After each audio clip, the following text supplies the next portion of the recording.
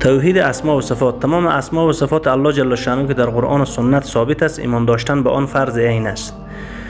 به تمام اسمای الله جل شانه هیچ مسلمان اجازه نداره کم و زیاد کنه. به اسمای غیر الله باید ذکر نکنیم به غیر از دلیل شرعی. سوم، به اسمای غیر الله نذر و ذبح و قربانی و قسم و نظر نمی کنیم.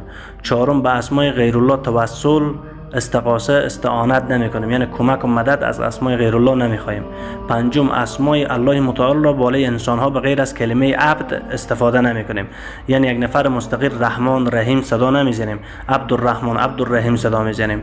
کلمه برکت را به غیر از نام های الله جل شانه به نام هیچ غیر الله نسبت نمی کنیم. نمیگیم به برکت شما این کار شد، میگیم به برکت اسمای الله این کار شد. باز اگر این کلمه را استعمال میکردیم اینطور میگیم که به سبب شما یا به وسیله شما یا به ذریعه شما تو یک کار شد. نمیگیم به برکت شما یک کار شد، چون برکت دهنده نام های الله است، نه نام های غیر الله.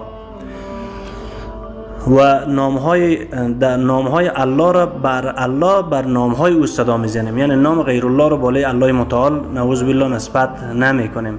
در نام های الله تعطیل و تعویل و تمثیل و تضعیف از پیش خود نمی کنیم و به اسمای الله جل شانه ذکر میکنیم و اخلاص می داشته باشیم و یقین می داشته باشیم و بر هر اسم الله متوجه صفات او می باشیم و کوشش میکنیم که صفات او رو بفهمیم. یعنی مثال اسم الله بصیر است، صفاتش بیننده، سمیع است، صفاتش شنونده و خبیر است، یعنی خبردار، عالم است، یعنی دانای ما قبل و ما بعد به تمام ظاهر و باطن کل مخلوق.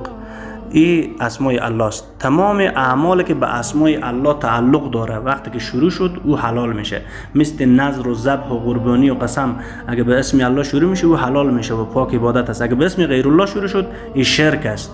چرا؟ من حلف بغیر الله فقط اشرک، من تعلق تمیمه فقط اشرک، من علق تمیمه فقط اشرک. کسی تمایم تعویض به گردن خو بسته کرد مشرک شد، کسی به گردن خو به دست و تار و اوزان کرد مشرک شد، کسی تمایم کرد پیش جادوگر به جادوگری کارا میکنه مشرک شد و کسی به اسم غیر الله نظر کرد، ذبح کرد، قربانی کرد، قسم خورد، این شرک است. باید از این شرکیات ما پرهیز کنیم. این توحید اسماست.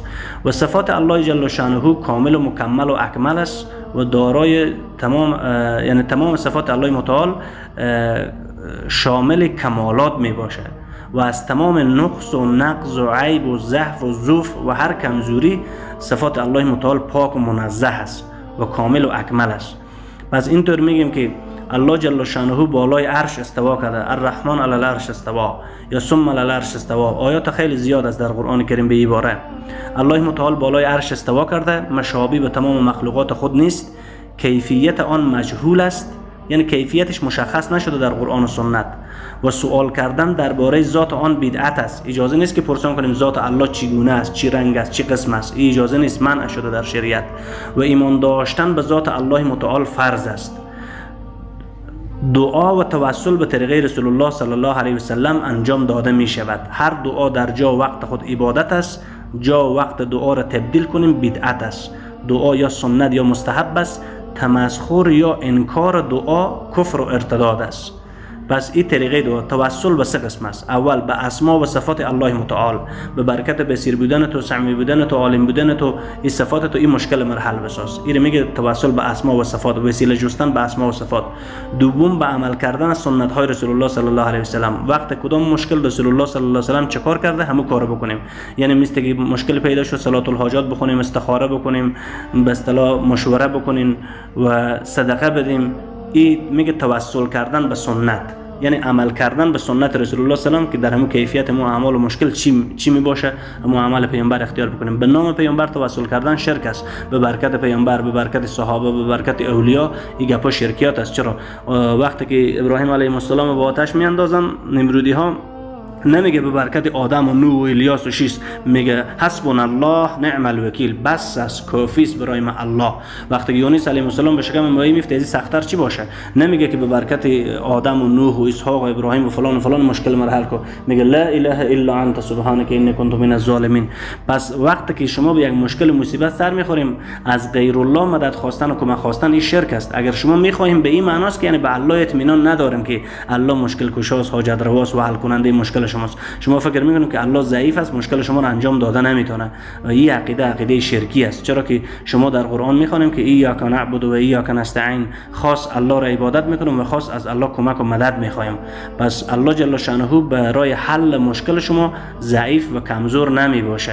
پس توسل به اسماء و صفات الله است، به عمل کردن سنت رسول صلی الله علیه و سلم، به اعمال صالح انسان زنده که موافق به شریعت باشه و دعای انسان زنده که به شریعت موافق باشه و خودش عمل شرعی باشه، مرتکب به کفر و شرک و ارتداد نباشه. پس این جایز است. اعمال صالح یعنی نماز میخونیم یا صدقه میدیم یا اخلاق میکنیم یا اعمال خوبی را انجام میدیم، او رو به پیشگاه الله شفیع میکنیم، این هم جایز است. و به دعای انسان زنده که یک انسان زنده باشه، عملش به شریعت موافق باشه، برای میگیم که برای ما دعای خیر داشته باش و این هم جایز است. و به غیر از توسل به قبر و به پیر و به انسان و به مرده و به زنده و به علی و به ابوالفضل و به مهدی و به شیخ عبدالقادر جیلانی و به پیرا و به اینا کل شرک و کفر است و ارتداد است، انسان از اسلام ایمان بیرون میکنه. و یاد گرفتن عقیده اسلامی برای ما و شما یاد بگیریم و این بود تعریف مفصلی از توحید اسما و صفات.